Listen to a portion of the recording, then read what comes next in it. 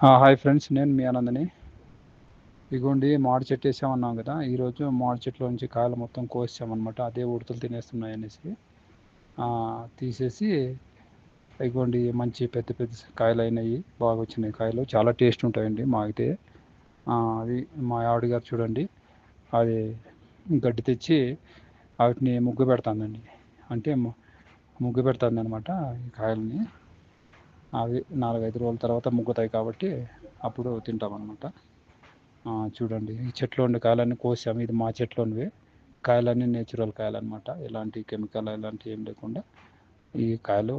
ఇప్పుడు మేము అదే మా ఆవిడగారు ముగ్గు పెడుతున్నారనమాట. చూడండి, సంచిలో పెట్టి అందులో గడ్డేసి ముగ్గు పెడుతున్నారు. చూడండి, మీరు కూడా ఎప్పుడన్నా మామిడికాయలు ముగ్గు పెట్టుకోవాలంటే ఇదిగో ఈ విధంగా చూసి ముగ్గు పెట్టండి, ఓకేనా? ఎందుకంటే పాడకాకుండా ఉంటాయి. మనము కవర్ పెడితే పేపర్ పెట్టడం వల్ల ఏమైందంటే మనకి మామిడి కాయలు పాడకావన్నమాట, మచ్చలు కన్నా రాకుండా ఉంటాయి. ఒక 3-4 డేస్ తర్వాత మళ్ళీ చూసుకోవాలి, మనం చూసుకొని తర్వాత తీసి